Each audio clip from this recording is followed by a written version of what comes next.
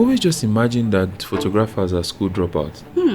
And I think that was very challenging for those of us that heard at a young age, where the only thing that was in my mind was just build your portfolio, create images, not because you are being paid to do it.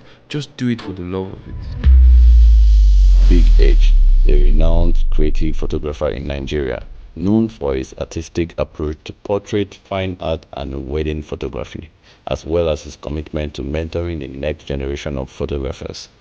BigH.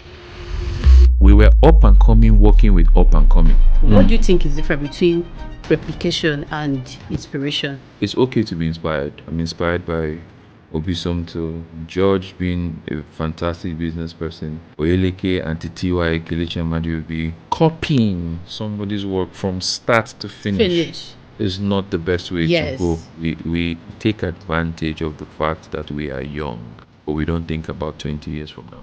When you don't have the legs to shoot wedding, what's the plan? Make sure that you are thinking about growing your money. There is something bigger than me, and it is. Hello.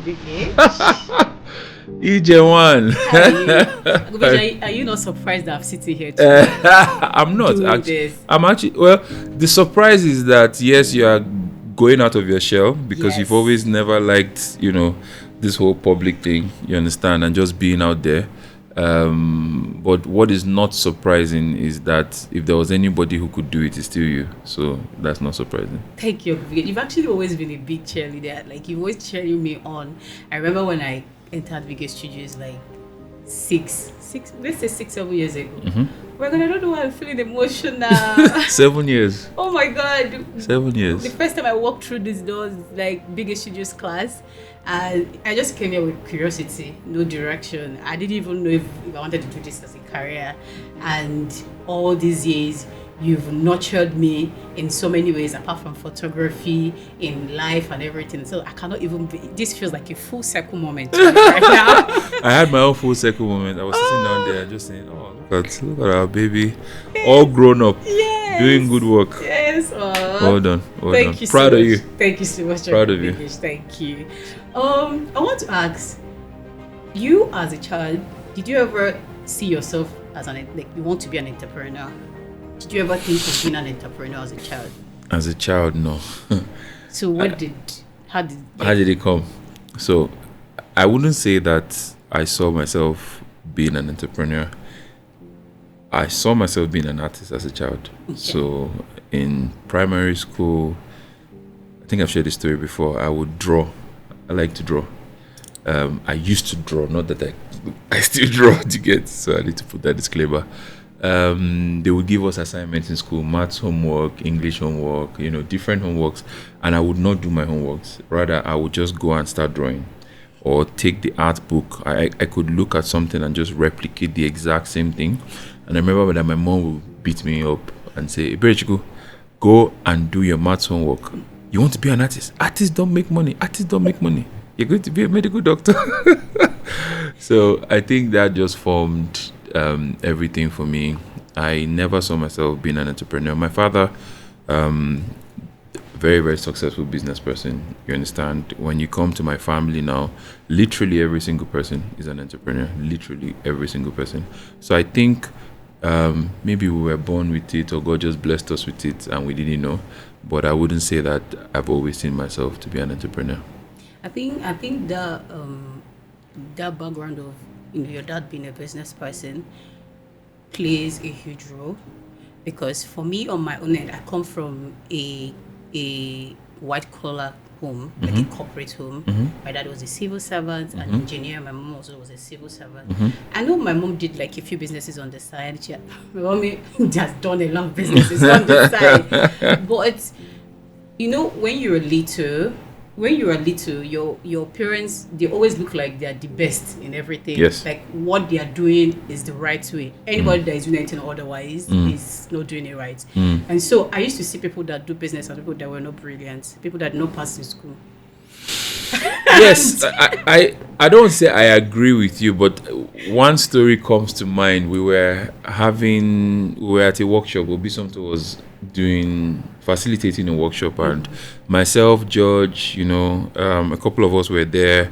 This was at the very beginning of our career, and Simi Vijay was there. He wasn't attending. He was one of the conveners of the workshop. Aisha Depchi was there. Great photographer.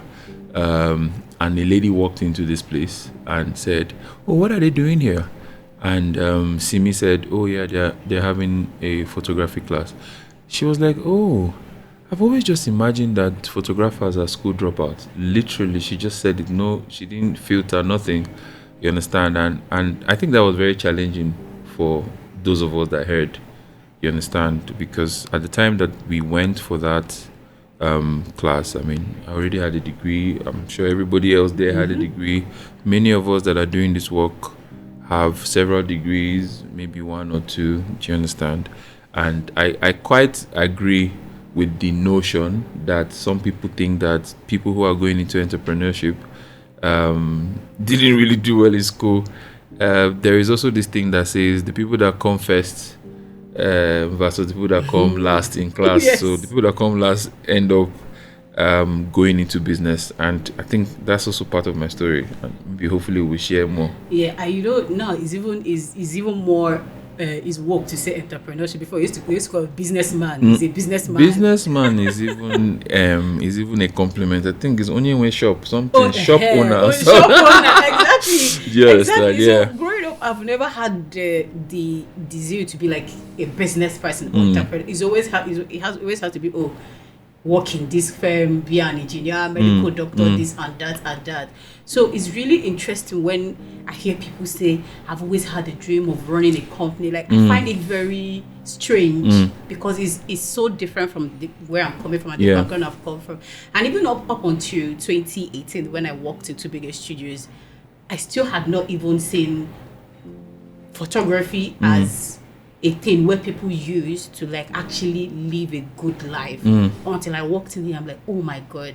That is when I started even asking, how much did they even pay to do this thing? Do you get? That's when I started asking, how much did they even pay? Because even as at the time I registered for BigH Studios, it was just out of curiosity. It wasn't a thing where I was trying to be a photographer. Follow the light class. Just to be properly accurate. Yes. So when I registered for follow the light, it wasn't like me thinking, I want to be a photographer. It was just out of curiosity, and plus you have finished NYSC and then you don't have job to keep you busy. So it's really interesting to see how much one can do in photography, and that's to also tell you how much what you've done over the years have inspired a whole lot of us in this industry. And some of us are now looking at this and like it's looking more glamorous. You see photographers now, they go for shoot and they are doing BTS and all these things, and they are proud of the work they do. And so it's really interesting that the work you've done and how much it inspires. So that's why I asked whether you doing photography as a business, have you ever seen yourself being a business as a young person? I get what I'm saying. I get what you're saying, and I think that question is very, very key, because I've always just advised and said to artists that it is important that we start to run the work that we do as businesses. We start to see ourselves as people who are building institutions in the long term. It's not just, I'm a freelance photographer. There's a lot more that we can do with it. People are looking to hire companies.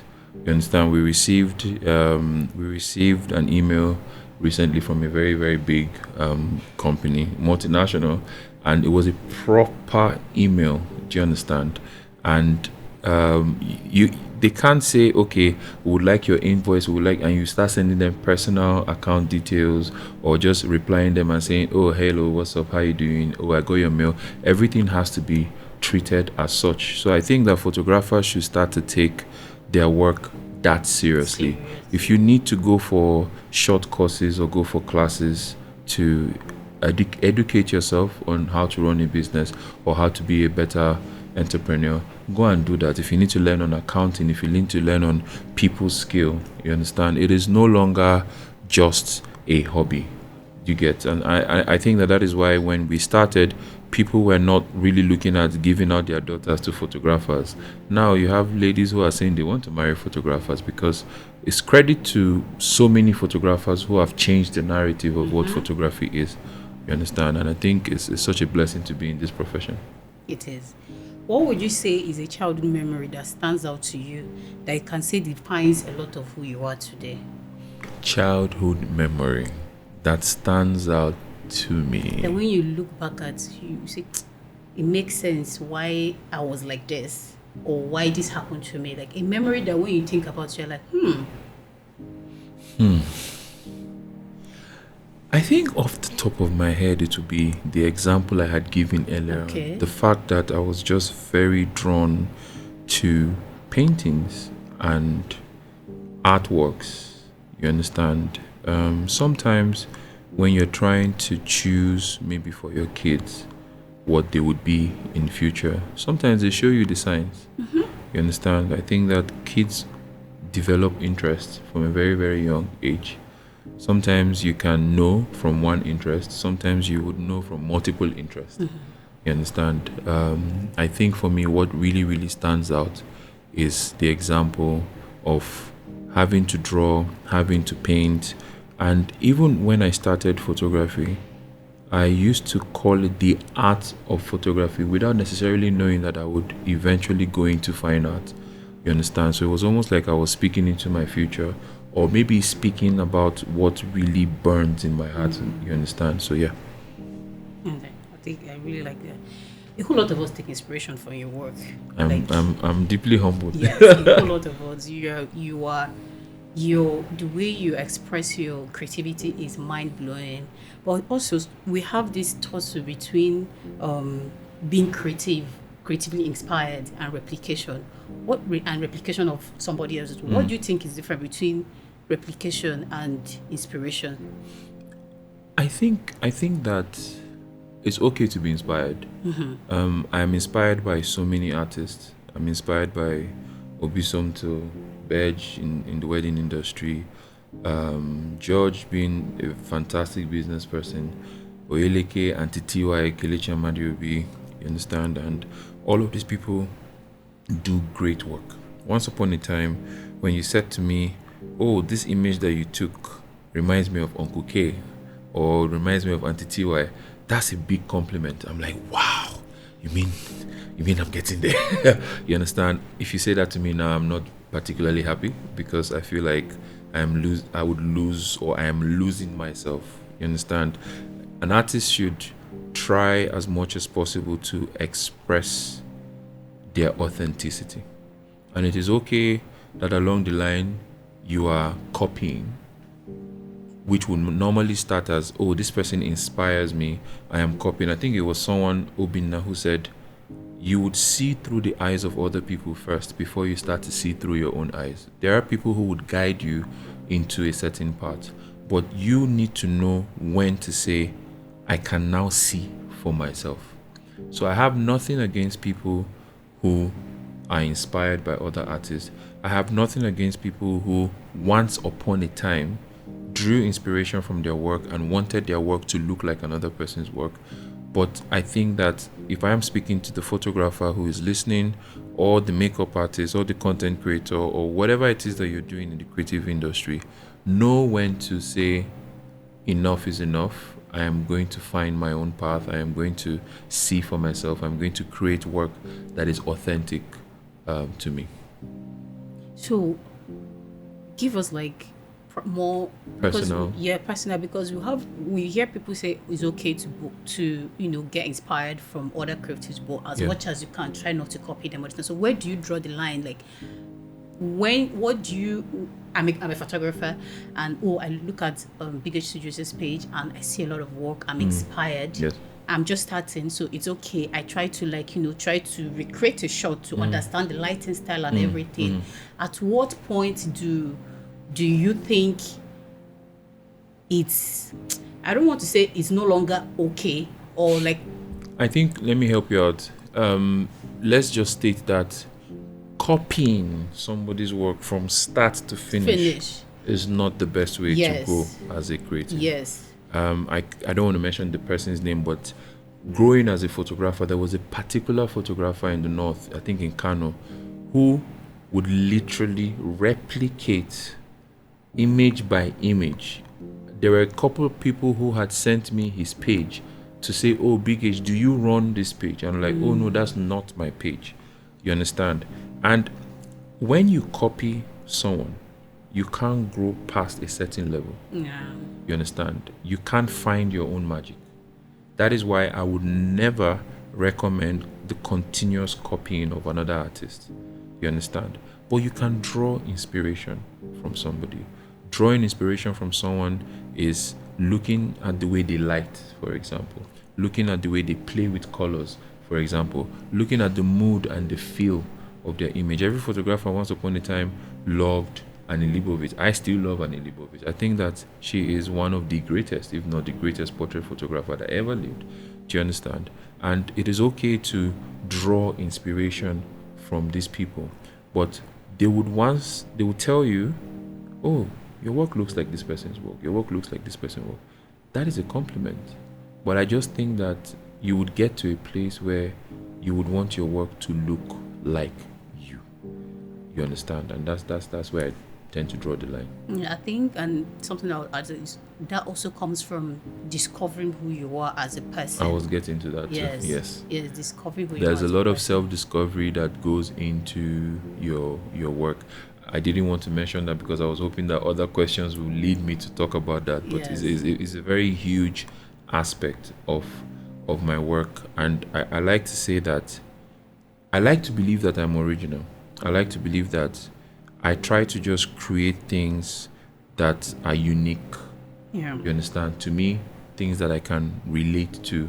And as much as I can draw inspiration from anyone, a client was here yesterday and she showed me an image. And she said, this is the image that I want for my birthday. And it was a fantastic image. And that image looked like an AI image. And I said to her, no problem, we can do it. But I hope you know that my finished work will not look exactly like this because I hate to copy. You understand? And she just understood that, yeah. That actually leads to our next question. A lot of your community members are curious on how you are leveraging on AI. Do you want to share details on that? Yes, I would like to share details on that, and I would like to maybe use this opportunity to dispel a myth on this AI thing. And that is why, if you've noticed in recent times, I've started posting behind the scenes Yes. of my work, just so that people can understand the workflow and the attention to detail and everything that goes into the work. So many people think that, oh, BigH shoots a client on a clean backdrop and then uses AI to manipulate everything, and that's very, very wrong. That's very, very One false. of them is here. You understand?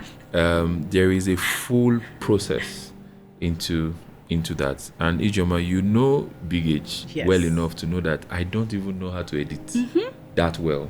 You understand? But I can talk about AI, and I would say that AI is a tool that should be used.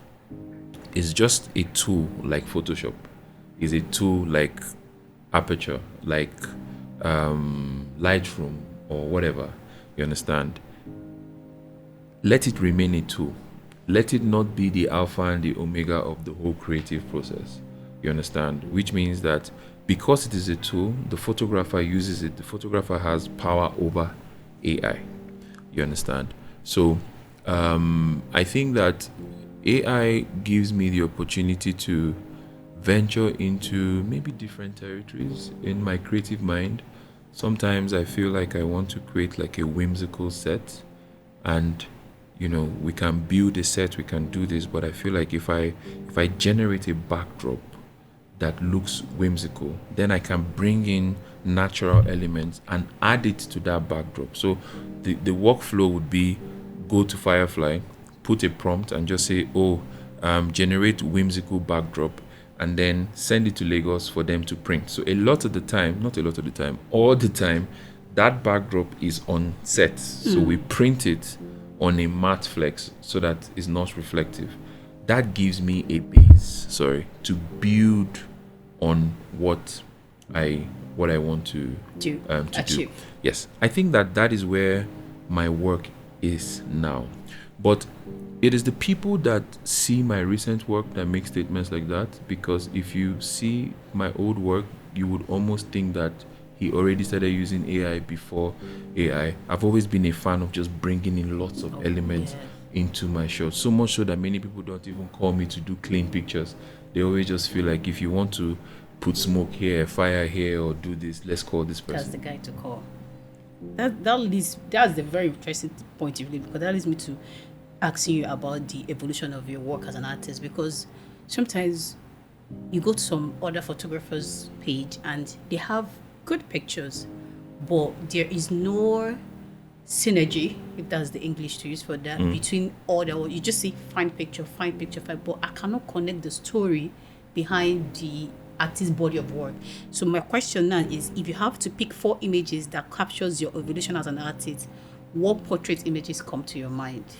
There are a couple of them, and I think anytime that I'm asked to pick 1 or 2 or 3, even 10, I really can't. You understand? But I recently had a conversation with Jesse, and I said, "What do you think about this picture?" And he made a statement, and that statement answers the question on evolution. That in evolving, you are not necessarily becoming a different person. You're becoming a better version of what already existed. So even in the new work, we can see traces of your old self in it. So I shared 2 images, and he said, "You see this picture? I think that in this particular image, I can see everything that you have been trying to do over the years." You understand? And that's an image of a lady called Amarachi that we photographed recently. It's a beautiful picture. She's sitting on a chair, on wearing a pink dress, and then there's a whimsical backdrop around, and then we have flowers, and then we have smoke. Now, what you would see in some of my work is that there are times that some of these elements are separated and used individually. And then there are times that these elements are brought in collectively to create one grand image. So I'll start with the first image. It's an image of a very good friend of mine. At the time, she wasn't a friend. But it's an image of, I've never mentioned the name of the person in the image, and I was just about to say the name. So let me not say the name, but she's a good friend of mine. And celebrity friend. I was a young photographer, and I literally just walked up to her because I reached out to her manager at the time at a young age, where the only thing that was in my mind was just build your portfolio, create images, not because you are being paid to do it. Just do it for the love of it. So we would travel to Lagos, go to different parts of the world, meet models, meet strangers, just to create images. That allowed people to see our work and to see what we could do. So I walked up to her and I said, "Hello, hi, my name is Henry, I'll be photographing you today. Thank you for agreeing to do this." That shoot was for Tiffany Amber. So she was wearing a Tiffany Amber dress. But I'm not sharing that image. I'm talking about another image, and which goes to show something that Oyeleke had said in one of his classes, which I love. He said, when you are working for a client, shoot for the client and don't forget to shoot for yourself. And I think that that is one of the things that defines my work. I would create what the client wants, but I would spend more time in creating what I want. So if you ask me, BigH, what does a happy shoot experience looks like? I will tell you, I had images for myself. That makes me very, very happy. And ultimately, the client is happy because they've come to you for what you can do, not just what they want you to do. So going back to the story, I said, yeah, we've taken this picture. I would like us to do something. I have an image in my head. The first thing you want to do is to be able to translate that idea effectively to the client so that they can buy into it. Now, why this was different is because she needed to take off her top. But I also needed to make her to understand that it wasn't a nude anything, but when you see it, you would love it. Trust me, you guys are looking at the picture now as we speak, and the first thing that comes to your mind is not that, oh, this person is naked. You understand? She was like, I don't think I'm going to do that. I'm just meeting you, yada, yada. I said, no problem, it's fine. And I walked away. And then in less than 2 minutes, she walks back to me and she says, you know what, I would do it on one condition, on the condition that you are the only person who would be there. We were at the beach, and that image gave birth to a series called Solitude. That image gave birth to the fine art aspect of my work. That is what made me to see that there is something more to photography than just taking pictures of people. I wanted my images to have meaning. I wanted people to look at those images and just feel like, wow, what is he thinking, or what was he thinking while he created the image. And it's an image of a lady wearing a red skirt with a red hat and a long braid, you understand, with nothing at the top. And while we were taking that picture, I said, please, I almost mentioned her name again. I said, walk and act like you're walking into the ocean. And then I said to her, just keep walking. And I just said a prayer, and I said, God, please, can I just get the right wind? And there was the right wind, and it just created the right movement. That was the beginning of something special. The second image I want to talk about is, I consider it an iconic image because that image brought me out to the northern aspect of BigH Studios. You know, I can't talk about BigH Studios without talking about my love for northern culture and the people, and how much the people have contributed to my growth.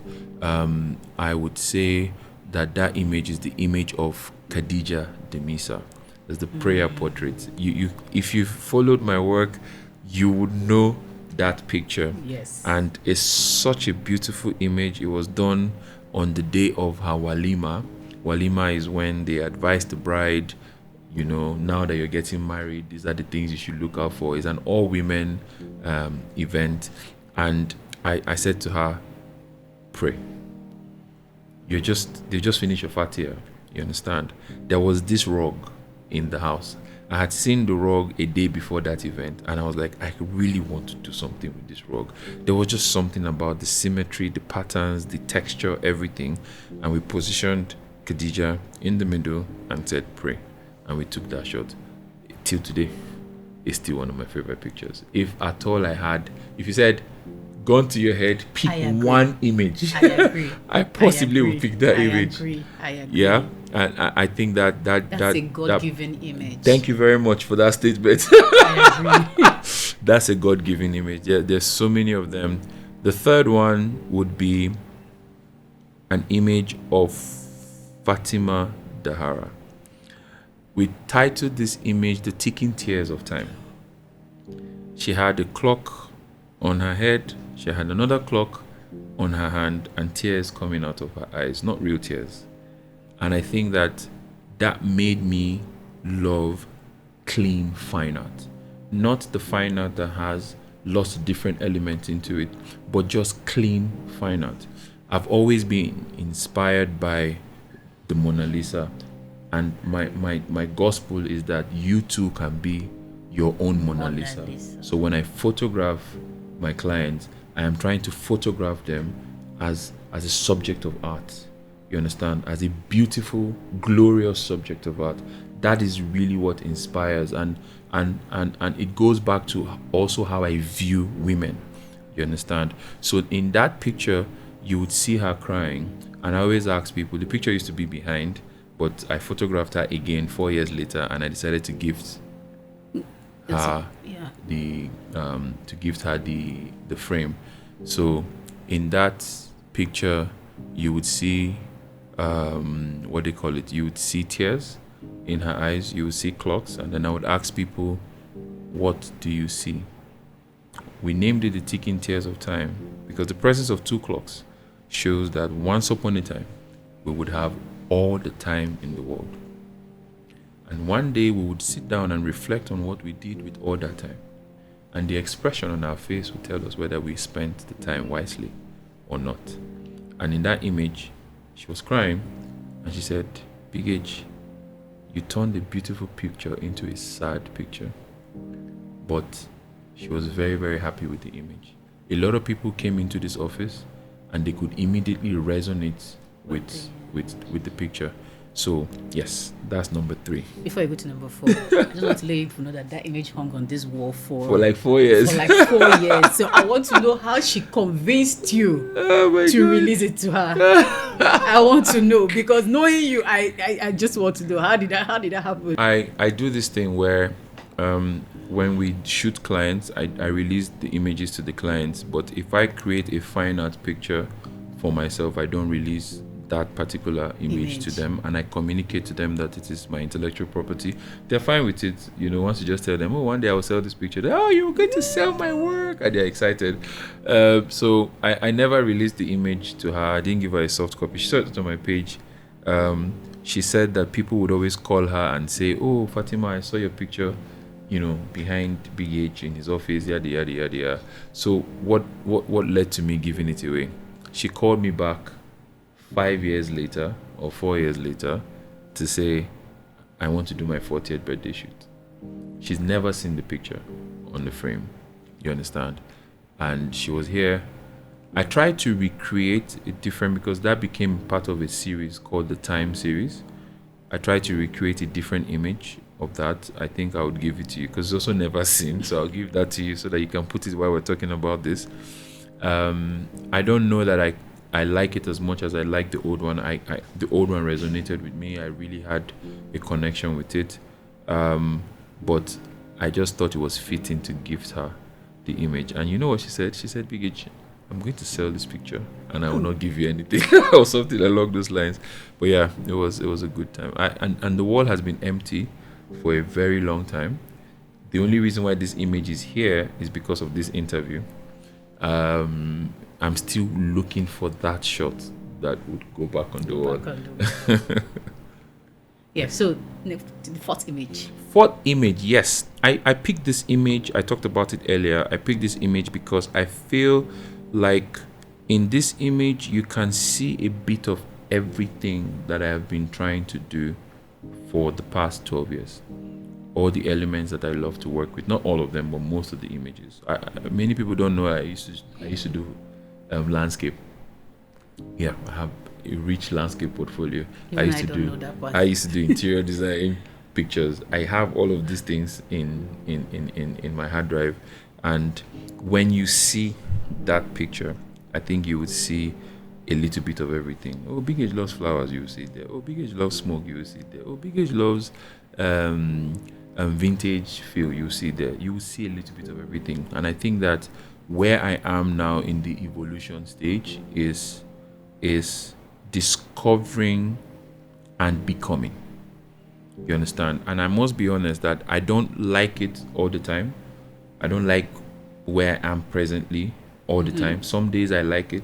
I think that when I say I don't like it, I always feel like, are people going to accept this style of photography? You understand? But to God be the glory, clients are buying into it. People are now calling to say this is exactly what they want. You understand? So it's an image of Amarachi, a young lady who reached out to us for her 30th birthday shoot. When she saw the images, especially that image, she looked at me and she said, "Can I please give you a hug?" And I just thought it was very, very wholesome. It was a beautiful picture. I'm really thinking of hanging it on the wall. Yes. We'll see. Yes. We'll see. Do you plan on having an art exhibition? If I got paid for the number of times that people say that, because your work cannot just be hanging in people's private homes. I know. I don't know. I just feel like the thrill of an exhibition. Sometimes I get it from just looking at the images of my sister. I'm so sorry, but I don't know if I am ready. I used to tell people that I didn't have enough images to do a proper exhibition, but that's not the case now. I think the case is me not wanting to maybe let go of those pieces. You understand? And I have such a connection with some of these images. And, sometimes I'm happy to just come into the office and see some of them on the wall or in my system than, we auctioned it for 1 million, 2 million, or whatever it is. I do pray that, I get to that place where I'm able to just let go and have them sold. It's such a happy feeling to have people transact over your work. You understand? Of course, I would want my work to hang in places, palaces, art galleries, whether in Nigeria or outside Nigeria. It will make me happy, you understand? But I think I'm closer to doing an exhibition now than I was maybe a few years ago. I'm excited to hear that, because even me, I'm tired of pretending to understand what is happening on art galleries when I go there. So I want to see more of pictures that I can connect with when I go to art galleries. So I think that one of the things that I want to do is to actually pick a story and do that over maybe a year or two. You understand? So that there is a story to the exhibition. I don't know, but God will help us. On the work. Okay, so what is your proudest career milestone to date? It's yet to happen. Yeah, I say it's yet to happen because this question is similar to what is your favorite image that you have ever taken? No, it's not even like in the sense of just photography. Even you as an artist. Oh, as an artist? Yes. Like the proudest. one thing that you're like, Henry, you've done well. Oh. I really wish I saw this question so that I can prepare, because to just put me on the spot. Yes. Proudest photography moment or career milestone? Career milestone. Proudest career milestone. Oh my God, I need help. Proudest career milestone. It could even be. Give me an example. Okay, for example, for me, it's. I know it. Okay. I know it. It happens every 2 years. Follow the light graduation. Follow the light graduation. Oh my God. Oh my God. I never feel as complete. I agree. As I feel during Follow the Light. Whether it is the class or the graduation, it is my happiest time in my life. You understand? I kid you not. Just because there is something bigger than me, and it is purpose. And that purpose is in the people that you bless, you inspire, you share your gift with. That is what is the most important thing. That God gave you a gift. The gift is not for you. I agree. Your gift to God is that you've taken that gift and you've placed it in lots of different lives, and then to now see them grow and become. It is something that happens every 2 years.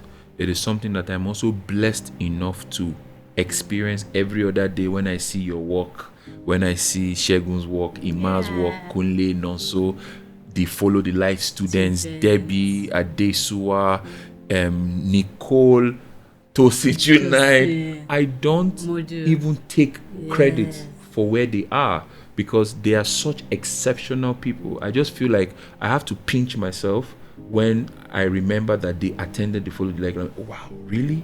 You get? So that is, I think it shouldn't have even been hard in the first place. There is no experience. No, but I agree, because even watching you, because it's different, like you saying it and I'm like hearing it, but me even remembering watching you through the experience, it's amazing. And let me just tell the last set of Follow the Light people, they think they're the next thing after sliced bread. It changes, it changes. Let me tell you, once upon a time, we were the best set. And then you people relax, came and like, relax. Follow the Light 2023. There was something. I can't put it in words, but there was something. There was every year, every Follow the Light has been very, very special. And I just said to myself after 2023 class, if 2025 is going to be better than 2023, then I don't know what they will do. Like, I don't know. Like, they were so loving, so giving, so understanding, and every year that we do the Follow the Light, you can maybe pick in a class of 30, you can maybe pick maybe 5 or 7, if you're lucky, 10 people who take their photography to the next level. 2023, out of 30 people, they're like 25 people that are doing exceptionally well. Like, I was in Lagos, Promzi invited me to his studio, Debbie invited me to her studio, Steven invited me to his studio. And then there are studios again in Abuja, people that are just It's amazing. It's amazing. It's amazing. It's not just Follow the Light 2023. It's every year. Yes. There is a shining light or several shining lights. And it's not just people who are doing well in photography. It's also people who have used Follow the Light to even discover their passion. There is Sushi, who is a creative director, who is working in the ministry and who is doing exceptionally well with videos and stuff. You know, there's so many things that happen in the Follow the Light. And I'm not even using this opportunity to advertise it. I'm just saying that. I agree. Let me even comment on that. I always tell my friends that I feel like I was born 6 years ago. And that was the time that I attended Follow the Light. 7 years. Oh, 7 years ago, yes. Because, actually, it's not even up to 7 years completely. 2018 and we're in 2025. 2025 has not finished. Yes, 18 so was by in May. Was in May. So yes, it started 2 days after so in my 2 birthday. months it will be 7 years. Yes. So 7 years. Yes. So I feel like I was born 7 years ago because before then, most of my life decisions or my voice has always been my parents' voice. Can I ask you a question? Yes. Do you remember, and I really wanted to shed light on this, I've used this as an example to so many people who have passed out of this studio. Do you remember when you said to me, Uncle BigH, I want to talk to you? I said, what is the matter? It was in the other, when our office was there, and you said, my daddy wants me to go and do my master's. Yes. I remember when I said, you're not going anywhere. Yes. I said to you that you have not formed yet to go, and that I am worried that if you do leave now, everything that you have achieved or learned would be lost when you go and do your master's. I tell people that if there was anything that I was proud of doing, and I didn't even insist on you not going, is the fact that you considered my response and said, you know what, I won't go. And look at where you are. Look at what you're doing. Look at the people you're photographing. Even this podcast is you just coming out of your shell because you've never been one to be out there. If work could come and meet you in your bedroom, you understand, that is what you're going to do. Do you get? And I think that to see you go out, I even see you're doing weddings. But Ijeoma doesn't like people. I do not. You understand? And she's doing weddings. She's out there. Man, I'm happy you didn't go for that master's. I'm really happy, Uncle BigH, because, you know, for the most part of my life, most of my life decisions has always been like, what do my parents want? Or what do I think the people around me would clap for? So, like I said, I feel like I was born 6-7 years ago because what Follow the Light did for me is it helped me discover my voice as a person, discover what do I even like, what do I not even like. Going for that master's, even coming to you, is because I know deep down in my heart that I don't want to do this, but I need a voice that is bigger than me, a voice that someone that sees me outside of me, that understands what I will say, oh, IJ will like this, IJ will not like this. And when you said that, because you're also a person that I know that genuinely looks out for me, it held so much place in my heart.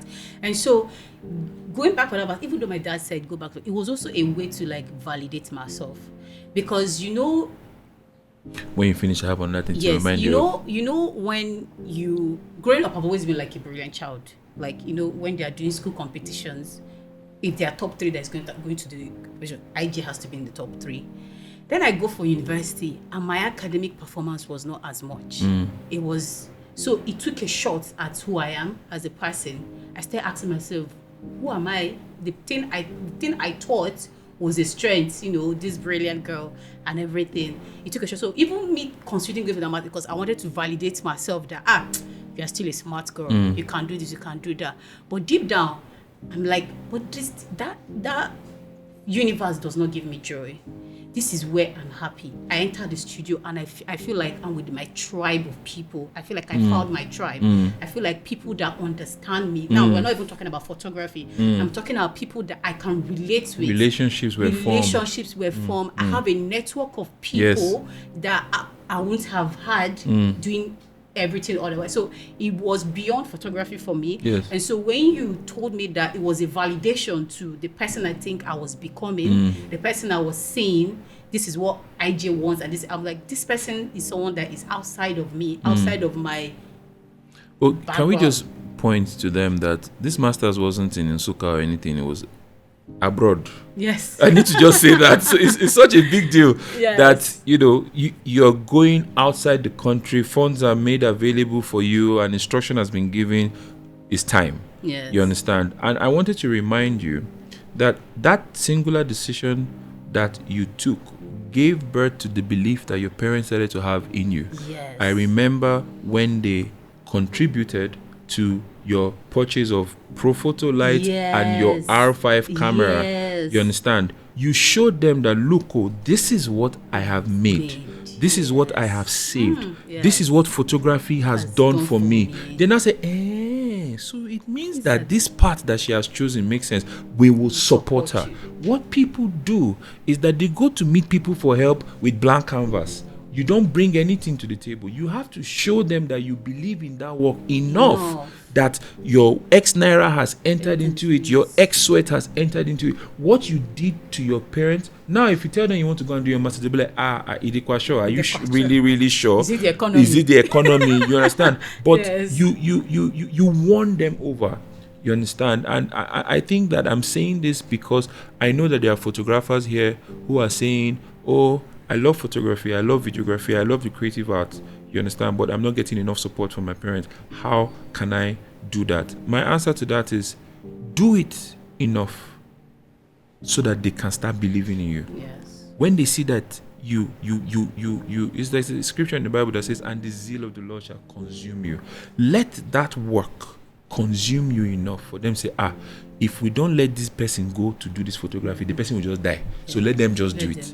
And then you showed your workings, and that is why your parents are supporting you. Oh my God, thank you for that. Thank you for that. Thank you for that. My next question would be, what does excellence mean to you from a client experience point of view? Excellence should start from the phone call. Excellence should start from the client's first inquiry. Excellence does not end after the shoot. It doesn't end after you have delivered the work. Excellence continues into after sales services.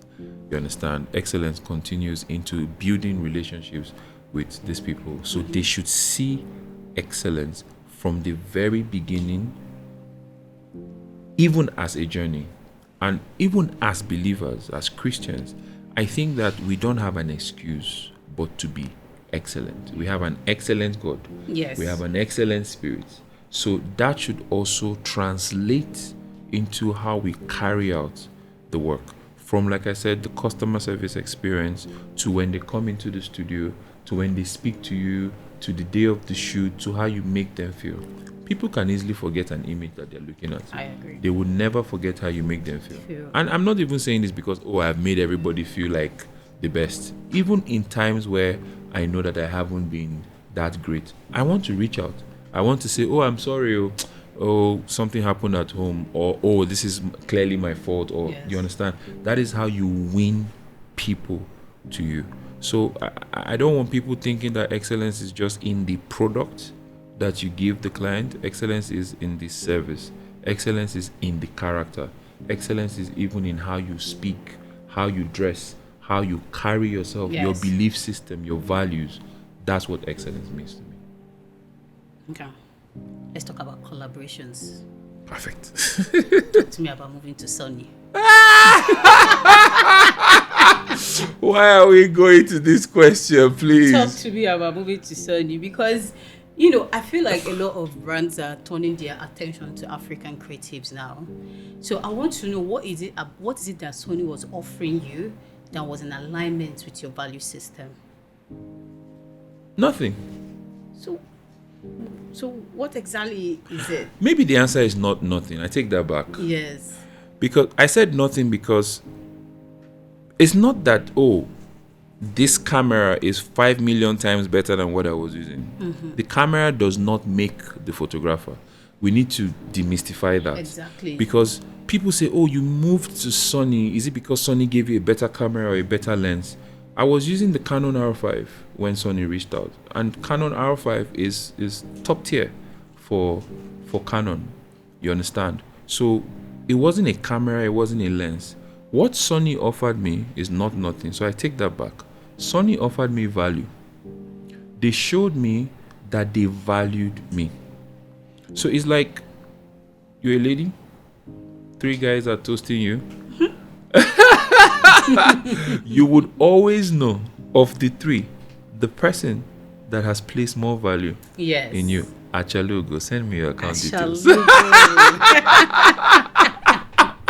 When that guy took a whole band just to go and take somebody's number, Yes. as a lady, you would almost feel like this person must value me Chalupo to go this extent Yes. to get to me. Yes. It was one phone call. Yes. What do you think about working with the brand of Sony? Even the way they approached it. They said, okay, no problem. No pressure. We're going to send you the equivalent of what you own in your former brand. And have a test, look at it. Let us even see what you think. And be honest with us. There was no, we're forcing you to use it. There was no, this is the money that is on the table. It had nothing to do with that. People think that, oh, they've offered millions and millions and that is why you moved. No. I saw people who shared the same value as I did. I feel like when Sony came on board, they gave me a bigger platform to share what I was already doing with the Follow the Light. I was not able to bring 1,000 students to myself, you understand? But once, Sony comes on board, Sony is like, go to Lagos, go to this place, go to that place. And I made it very, very, very clear. I'm not going to change. You understand? I'm not going to preach a gospel that does not align with my values. And they were willing to work with me. They've shown me value. They continue to show me value. I don't see myself as a Sony ambassador. I see myself as a stakeholder.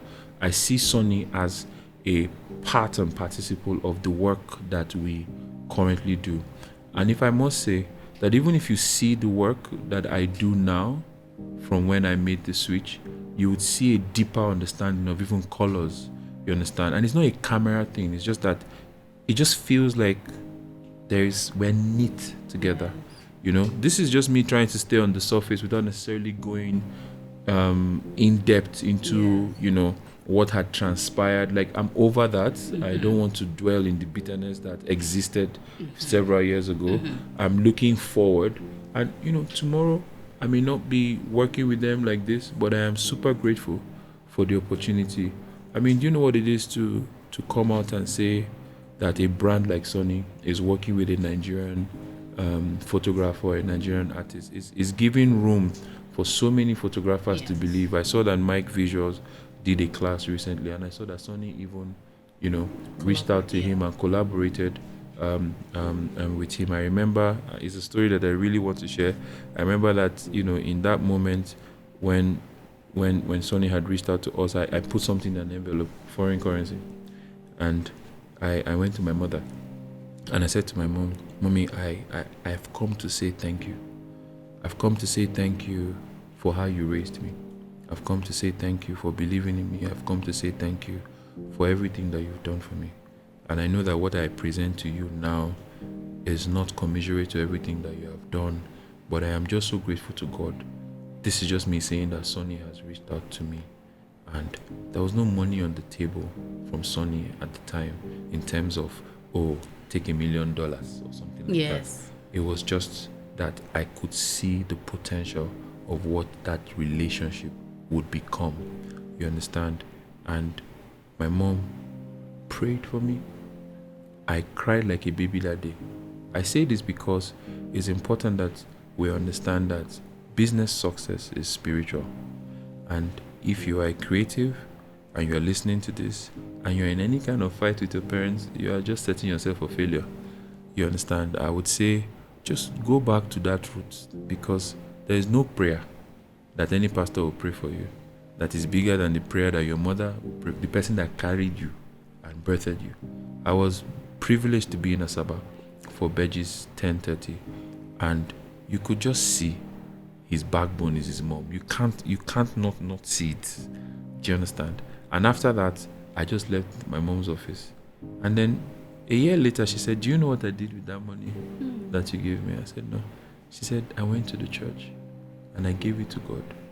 And I said, God, You know all his heart's desires. Wherever this has come from. I'm like, I gave you something. You went and gave it to God. But sometimes when you see certain things happening to you in your business, That's the only explanation. that is the only explanation. That somebody went on their knees and prayed for you. I pray that I never get to the point where I fight with the answer to prayers that I used to pray before. Let me put that into context. I pray that I never get to the point where one day Sonny becomes an enemy.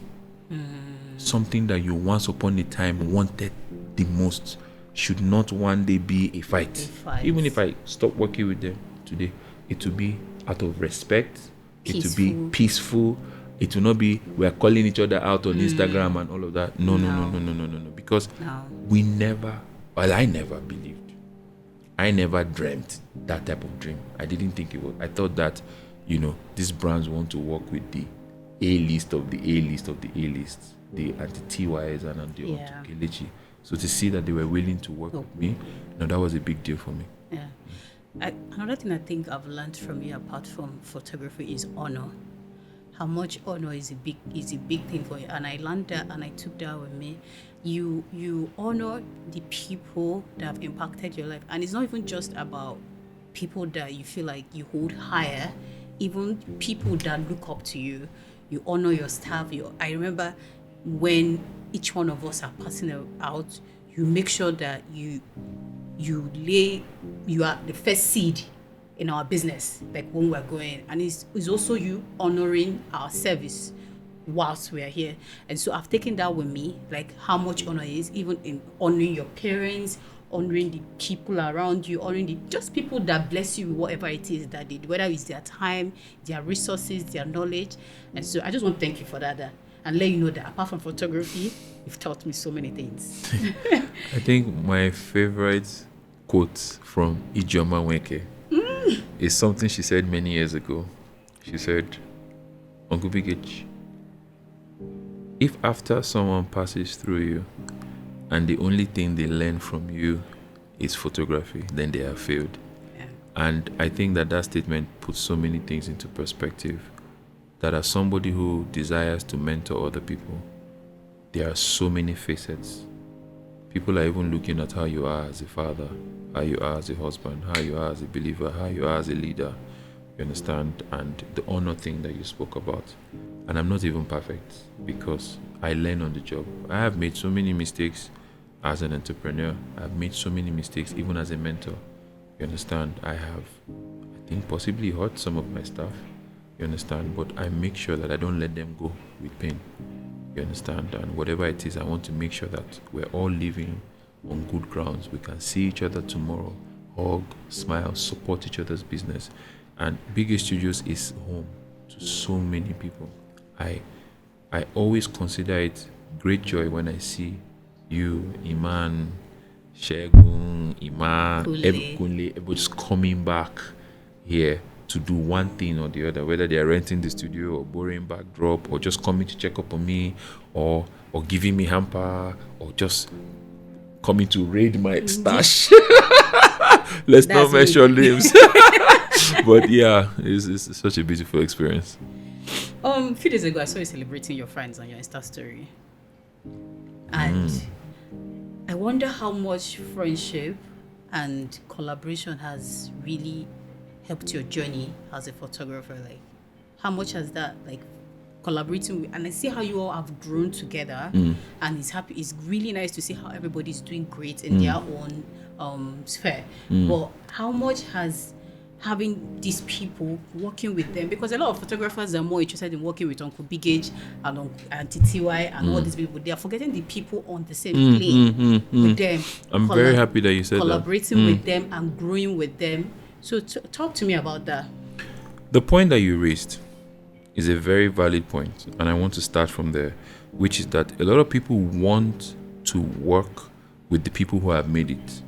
You're an up-and-coming photographer or an up-and-coming makeup artist, and you're sending DMs to an up-and-coming makeup artist is sending a DM to Uncle Kelechi and TTY, BigH, to say, I would like to collaborate with you. And when they don't respond, you say that they are proud. That's not the issue. The issue is that many of us grew up together. We were up and coming, working with up and coming. We believed in the up and coming. You want to use the person who has made it as leverage to get there because that person has followership. That's a business strategy. There's nothing wrong with it. But that should not form the modus operandi of how you run your business. Believe in forming a collaborative bond with people in that same bracket. It was me. It was Akin. It was Somto, Jide, Buki, Solange, Somto, Imajo. You understand? We would all just go to my house, have creative hangouts. Do you understand? Eat and flex. When I say flex, it's like play card games. Do you understand? And then we never forgot one thing, that we're all creative. So we must make sure that a lot of our hangouts came with a creative this thing behind it. And we would get a model, you understand, and shoot in my room. So I was staying in a 3-bedroom, and I had one room, and my wife and my kids were in one room, and then the third room we converted to a studio. It didn't matter who was shooting. There was no, Somto's picture is finer than my own. There was nothing like that. It was everybody shot the same models, but differently. Everybody was learning from everybody. Nobody was gatekeeping. There was nothing that you even knew to be gatekeeping in the first place. It's not like that there's so many things out there for us to... Exactly. Do you understand? And I remember how from all those many collaborations, from all, I had an intern, Iman Oneyangi, and I shot a beauty headshot of her, and Auntie Banke Meshida saw it. Auntie Banke Meshida, out of my league, saw a work that I created, not from creatives that were out of my league, but from creative that we were in the same circle. And then she brought me to Lagos. And that now opened the door to work with other people that were out of my league. You see the progression. But we want to skip the process and go there. If God gives you favor and Uncle K calls you, that's fine. But don't look down on other people. You understand? So collaboration is very important. Friendship is very important. I have a friend. Her name is Oge. And then Mina Stones. I can never talk about my story without talking about the two of them. We call them the face of BigH. They were always available. Okay, I think I want to shoot like this. No problem, I'm coming. In fact, we shot so many times that she started living in my house. She would do babysitter work. Yes. She would help me. She would be my assistant. She was like my unpaid model, so to say. Of course, from time to time, when was photography really paying us to even pay them, but you will still put hand in pocket and give them something and support them. But these people supported our brand. We were nobodies, but they made themselves available.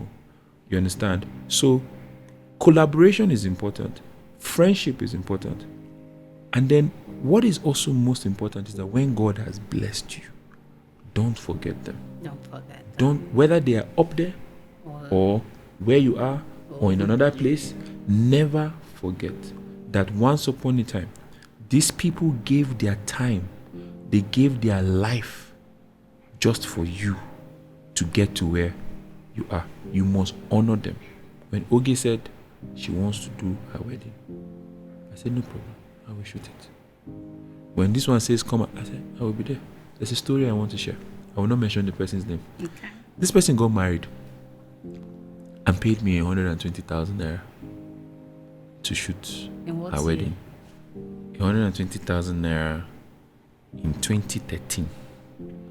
I think it was even 80,000 naira if I'm not mistaken. Now, this person is turning 40, reaches out to me and says, no, your money. I said, come to the office. Whenever you're ready, come to the office. Are you sure? Please. I don't want to come and be bargaining. I said, whenever you're ready, come to the office. We did that shoot for free. We didn't collect a kobo from that woman. Somebody asked me why. I said, she believed in me when nobody believed in me. The value of her 120,000 now is more than 10 million. That money she invested in a dream, because If at the time I was shooting free weddings, I one day give up now. Nobody's paying me. But for somebody to put hand in their pocket and give you something, it doesn't matter whether like we shot that money good was work. holding you- the- Yes. So it is not now when you have now arrived. They now reach out to you and now say, my broker will call you. You are a rate card now. I'm not saying that I'm going to do a free job for every past client. Please. No, that is not what I'm saying. But there are some that I just can't forget. There are some that I'm going to bend my rules for. And this lady, I had to. I'm happy that I did. So many important lessons. So many important lessons. My next question will be, you've been asking me most of my questions will be JK. Let's talk about investments. Yeah, I love that. Yes. I love this. I said I love it because that is what we've been talking about in the studio. We had a 1 hour, 30 minutes meeting today with the staff, and that was all we were talking about. Talk to me about that. Investment. Why is investment important? You are coming from a 9-to-5 background. You work for the government. When you work for the government, you're entitled to pension. You're entitled to gratuity. When you work in a 9-to-5 environment, you are entitled to a couple of all these other things. But we as creatives that work freelance, who is going to pay you pension? Do you understand? Who is going to pay for your holiday? Who's going to... We take advantage of the fact that we are young, but we don't think about 20 years from now. When you don't have the legs to shoot weddings, what's the plan? You understand? When you don't have the desire to carry your camera and travel to Kano or go to India or whatever, what's the plan? That's where investment comes in. A lot of us are making money from the work that we're doing. What are we doing with the money that we're making? That money has to grow. That money has to grow. We are no longer just freelance photographers where our interest is just get the money, put food on the table, and that's it. It's beyond putting food on the table. It's beyond paying my house rent. It's beyond paying my children's school fees. It's giving yourself the life that you want to live, and that's where investment comes in. So if somebody pays you 500,000 for a wedding, the first thing you want to do is that you are not going to immediately start investing. You would first of all save. So I say save for rainy days, and then eventually you are saving to invest. Saving takes a lot of discipline. I know many people are here saying, how can we save when my rent is this, when my that? Sometimes discipline yourself. Let it look like you are owing somebody money. They pay you 500,000 for a wedding, and you say, this month I'm removing 50,000 and I'm going to lock it in a fixed deposit. That fixed deposit is giving you 6%. 6% is nothing, but start from there. When you have saved for rainy days, when your savings starts to accrue, start thinking actively towards investment. There is treasury bill that can give you 18% in 1 year. There is money market that can give you 21%, and you are seeing your money work literally every week. There's piggy vest that can give you 18%. Don't just leave money in your account to stay there. These are investment schemes. These are not Ponzi schemes. Make sure that as a photographer, as a videographer, as a creative, that you are thinking about growing your money. You have to grow money. But even beyond just growing money, you have to understand the language of money. My father would always say that money is a spirit. It has ear. You can talk to money. You have to understand, how can I position myself so that money will find me and locate me? And one of the things that we discuss with the team is that the people who make the most money bring solutions to problems. So what is the solution that you are providing for people? It's not just that I have a product. It's not just that I have a good service, but what is the solution that you are providing for people? People would always gravitate to problem solvers. So if you look at Jumia, for example, what is Jumia selling? Let me ask you. What is Jumia selling? Convenience. Thank you. I'm so happy that you said that. Convenience. If you had said, they have many products. Yes, that's just a product. That's just a product. Oh, they have services. Yes, but they are selling convenience. No problem. Just go to our website, pay. We will come to you. Wherever you are in the world, we will locate you. They are solving a problem. Money gravitates to problem solvers. When that money comes, you now need to say, I am going to grow this money. Why is this important as creatives? We are no longer school dropouts. We're now entrepreneurs. We're now business-minded people. And even if you are not, start to see yourself as such. That way, you go and ask that girl's hand in marriage, and they ask you, what do you do for a living? You boldly raise your chest and say, I am a photographer. And they'll be like, you people are like the oil people now. Do you understand? I hear that a lot. No. It is the truth. So, if we don't see ourselves like that, we would always see ourselves like, make I just carry my one camera, go do the shoot, get the money, go. No, start building teams. Start investing in people. Start investing in institutions. Start thinking futuristically. It was Bayo Mobiro that said, BigH, what institutions are we building? Institutions that would outlive us. The best investment you can make is in people. I agree. Because we're not always going to be here. So take investment seriously. And I think I'm even starting late. I wish I started 5 years ago, 10 years ago. Do you understand? But it's better late than never. You're a very brilliant man. I'm not. I'm not. It is God that gives wisdom. It's really God that gives wisdom. In recent times, I've been thinking about retirement, which also stems from what we just discussed. And when you think about Henry at 75, what do you see? What's Henry at 75 by the mercy of God? I won't even lie to you. I don't know if I've thought past 50. I'm not. You have to start thinking past 50. I have to start thinking past 50. Start. When I think about Henry at 75, I think that this is what I see, and I'm not even going to lie to you. Yeah. I see myself traveling to different countries and giving keynote speech and just talking in places like Harvard, United Nations, you understand? Being in places where before it was your professional certificate that would take you there.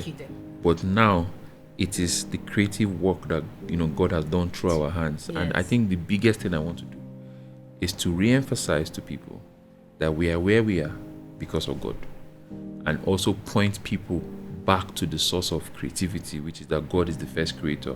So at 75, I should be resting small, but I think that I would like to go to Buckingham Palace and give a speech about that. Harvard University. Please make a welcome to Mr. Henry Nweke of BigH Studios. Whatever it is, but leave all the theatrics of that. Let them that's what it is. I think that I was in WPPI. Yes. 2019, and I listened to Platon. Platon is a portrait photographer who shoots world leaders, and he gave a keynote speech. I sat on my chair and I was crying, and I said, God, this is what I want. To go and just the way he talked about his images, it was not from a technical point of view, and I must say that I am happy that we've not talked about ISO. All those things are not as important. He talked about his experiences when I photographed Vladimir Putin, when I shot Gaddafi. He was just telling stories and experiences. I know the answer to that question. I want to be a storyteller. Oh, that's it. That is how I want to retire. You want to be I want to be a storyteller. And you actually like telling stories. I learned it from my dad. Most of the most easiest easy way of passing knowledge for you is by telling stories. I learned it from my father. Yeah. My dad. My father did not finish school. He stopped at primary 5. Okay. But we always used to say that if there was a subject that my dad would pass very well, is history. Is history. Hey, my dad would tell you when he would tell you stories from the Bible. He would tell you stories from his experiences. I used to always say, when I have a child, what story am I going to tell? Because my life is an embodiment of my father's training and the things that my father said to me. And all those stories, I still remember them even now, word for word. Do you get? So I learned that from my dad. Storytelling is key. Storytelling is key. Storytelling is key. Even God is a storyteller. Think about it. The Bible is like a powerful storybook. You understand? God Chapter is by chapter. Chapter by chapter, page by page, word for word. God loves stories. He's a poet. Yes. You get? So it's not just, you just don't want to go and just tell a boring story. It should flow. It should also coordinate. So yes, I think that's what I want to do when I'm 75. Telling stories. Telling stories. That's a good one. I like that. I like that too. I think I'm going to. I have never thought about it like that, so I'm going to pin that down. Yes. I'm happy that you brought WPPI up because that's what I'm talking about. WPPI is currently going on, and I believe it was last year that you visited. Yes. You've highlighted a bit of the experience for you, but what image stood out for you? And there are two. Okay, there are two. Okay, two. There are two images that stood out for me. So in WPPI, they have this thing called photo booths. Okay. I must say that my favorite WPPI was my first WPPI in 2019. Oh, that's true. That was my favorite one. No, that was my favorite one. Now, in this one, they have photo booths. And the photo booth is designed for photographers to come in, plug the triggers, and take shots of models. So these models are literally standing there and posing for thousands of photographers, different photo booths. So I saw a lady wearing, I'll send you the image so that you can put it in this part. I saw a lady wearing like an orange outfit, and she had like a red or something fabric, just doing like this. I said, this now waiting what they do for studio normally. And there were continuous lights, and I just stood there. I'm like, I'm just so inspired by movement. If you know my work, I really love movement. And I was like, yes, let's do this. So I took a picture, went upstairs to the room where my laptop was, and I was like, let me. So there was blue, there was orange. Yes. Those two colors. When I say blue and orange, what do you immediately think of? Fire. Yes. Think about it. You think that fire is just orange? No. Light the fire on the stove, you will see the blue, and then you see the almost yellow, and that was what came to my mind. And I was like, you know what? Can we create a movement that looks like fire? And I put a prompt in Firefly and created that, and then it felt like that prompt was made for that image. It was beautiful. I posted it and tagged WPPI, and they reposted it. Hey God, Surprise now reached out to her model and said, there is this photographer from Nigeria. His name is BigH. Have you connected with him? You should connect with him. So the model sent me the message. I said, wait, sorry, Surprise knows me, like me. When I go back home, I'm going to increase my price. Let's take a moment and hear that. What? That was a big deal for me. And the second image is an image of, it was a set. There's a white lady with what they call it, with nylon bag. There was like a nylon bag movement. Again, another movement. I'm editing, and then inspiration comes. See, inspiration will always come from the Holy Spirit. Once you tap into it, you understand? And that was where the inspiration came. And I just heard in my head, what if this movement looks like the movement of the ocean? My sister, that was also another shared image. And then I think by the next day when I came for WPPI, people said, what are you really doing in WPPI? Shouldn't you be teaching? Yes. You're not a student. Are you an undercover agent? So those two images stood out for me. But if you asked me from my WPPI experience, what really stood out for me is the humility of those great photographers. Sue Bryce, Susan Stripling, Jerry Gionis, Peter Hurley, all these people that I looked up to growing up as a photographer are very relatable, very approachable. Like you could literally just meet them and say, hi, Sue, the profile of where they've gotten to has not got into their head. And when the Bible says pride goes before a fall, even for people who don't even believe God, some of these principles apply. And I think that is one of the things that makes them so successful. They're actually very, very humble. Love that. Very humble. Very humble. I always say that I cannot wait to see you on the WPPI stage. I don't know if I should say it here, but that's one of my biggest dreams. I really cannot wait to see you. That's one of my biggest dreams. That's one of my biggest dreams. That's my Uncle Harry. That's my Uncle BigH. I'm not even going to lie. That's one of my biggest dreams. I have taken it to God to teach a class or to give a keynote speech, and my friend said, even to tell a story. Or tell a story. Thank you. That's it. And my friend said to me, BigH, I hope that when you go there, you do the same thing you do in Nigeria. Yes. Let us pray. Let us pray.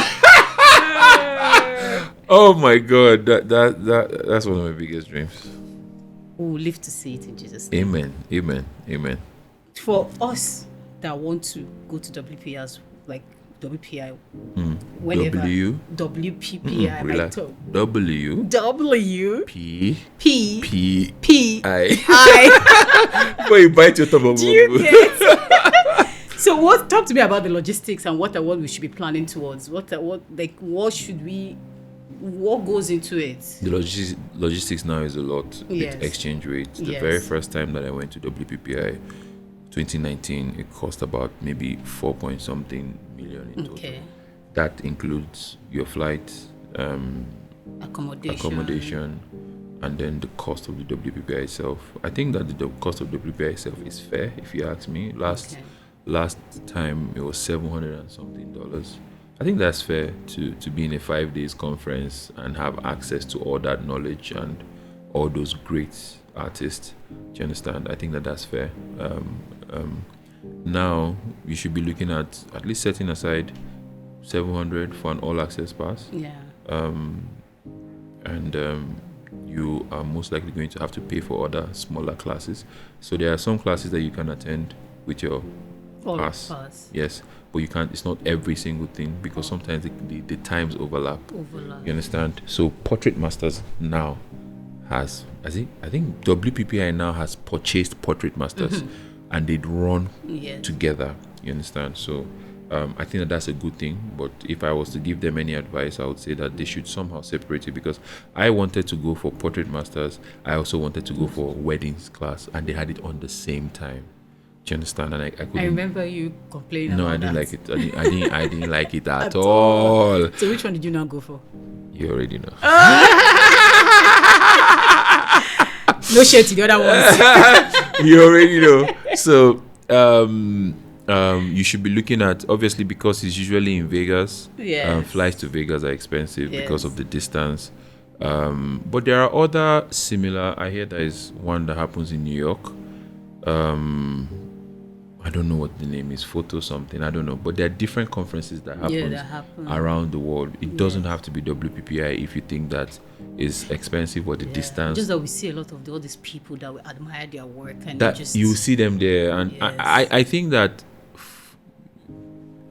photographers should consider going for one WPPI. And when you do go for WPPI, there's a session you don't want to miss, the photo critique session.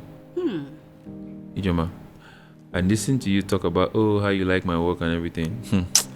Let me tell you what they do with that photo critique session. They put your printed image, on a special type of light that zooms in or just basically highlights everything. And then you have masters in the industry who are critiquing the picture. And I'm there sitting down and I see an image, 10 over 10, 10 over 10. And then when they finish talking with their reasons, they're like, I give this 5. Can you snap something like that? You know, what the photo critique session did for me is that it opened my mind to the many possibilities. People, they snap. Stop looking at BigH's work and thinking that he's doing anything. I'm not doing anything. They are doing something. Trust me. If you see what people are doing with their camera, they even have They have different categories. They have portrait, they have surrealism, they have weddings, they have boudoir, they have nude, they have all genre. I didn't even know that there was illustrative photography. People are there saying BigH is using AI. AI bow. Which nonsense AI? Go and do illustrative photography. It's no longer photography again. It's just Photoshop photography. There is room for every aspect of photography. And I think that what that does is just opens your eyes to it and opens your mind. I really, really loved the photo critique session. And we should do that. Yeah. We tried to do it one time. We should do that. I think that we should maybe me, you, a few other people be in a panel and ask people to bring their raw files and their edited images, and then we just have a critique session. You can call it portfolio building session. Yes. You understand? I think that would help, because many people think that they're on the right path. They just need somebody to say, no, this is a little bit too much. This is a little bit, yeah. That's amazing. My God, we're running out of time, but I think, I don't even know. You have just in a justice. This is a part that is really important to me. A lot of us young photographers, so many of us are still really, really young. It's like last year there was a wish to last to marry among critics. It was a wish. But talk to me about creativity and marriage.